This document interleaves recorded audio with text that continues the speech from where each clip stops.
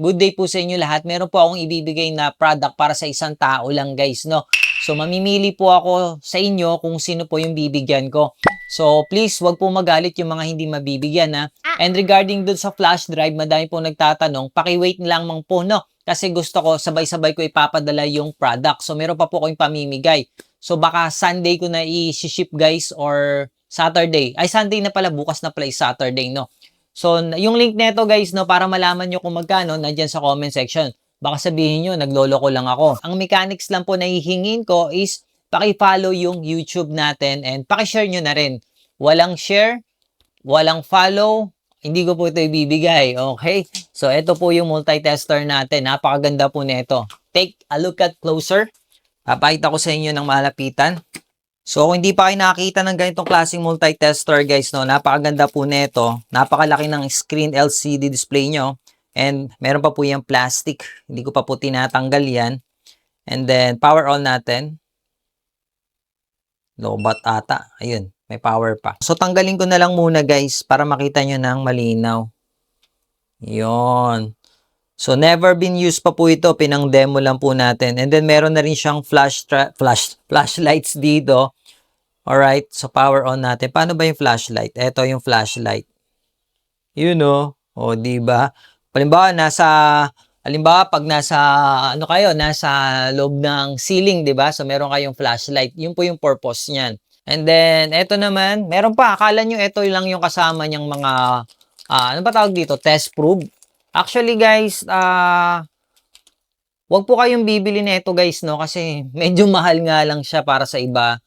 Ayan. So, hindi ko lang kung anong use po ng iba dito guys, no? Kasi marami po siya talaga eh. So, meron siyang alligator clip. Ayan, ganito po yung ano niya, test probe niya.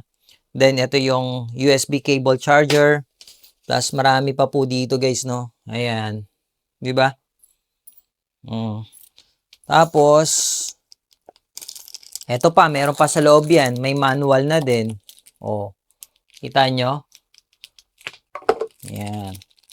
Tapos, ito yung pinaka-test probe natin. Tapos, meron pa siyang, hindi ko alam kung saan ginagamit ito eh. Parang panukat ata to ng ampere, something like that. So, ito yung test probe niya. Meron din itong function na makakadetect siya ng kuryente or ng linya. Subukan natin guys, no?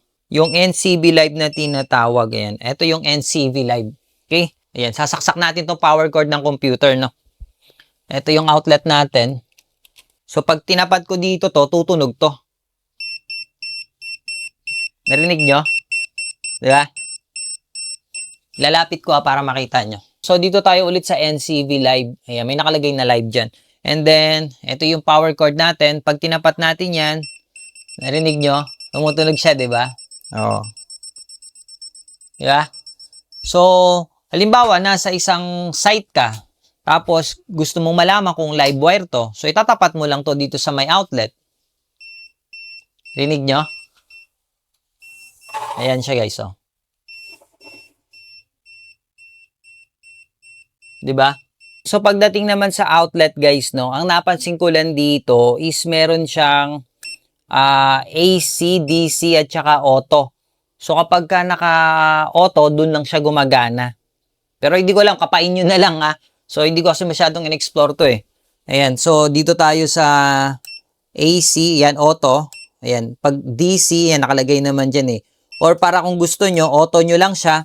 Ang gandahan nito, halimbawa, kahit na DC yung sinusukat mo or AC, so walang problema kasi naka-auto po siya. DC para sa mga hindi nakakaalam, yung mga battery, yung mga adapter, yung mga low voltage, 12 volts, 24 volts.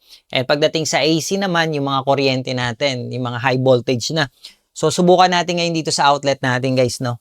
So, pasok lang natin yan. And then, test natin yung dulo.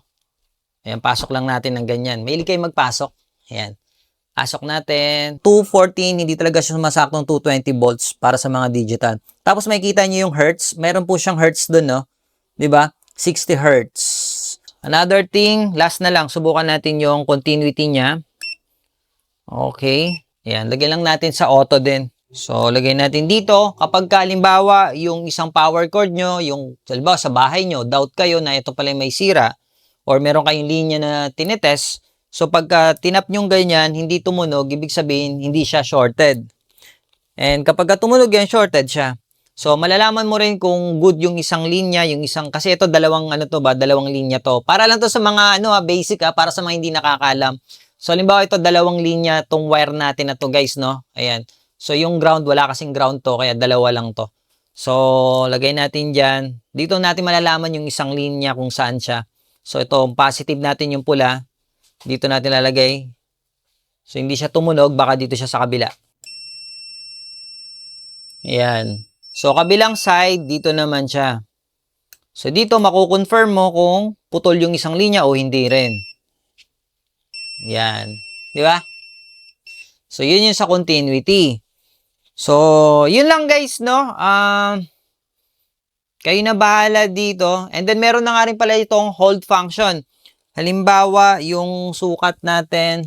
Yung hold naman, ayan, halimbawa, yan yung reading natin. So, hold. So, yan po siya. 'Di ba? So, kung ano yung last na ni-read mo, pwede mong i-hold yun para makita mo. 'Di ba? So, yun. So, sa mga interesado nito, please share lang natin yung video natin sa YouTube. Doon po tayo mamimigay. No? Doon ako mamimili. Mag-comment lang po kayo doon. Ang mechanics natin ulit, share, comments, and then, yun lang. 'Di ba? Pusuan nyo na rin. Thank you, thank you. God bless you all, guys.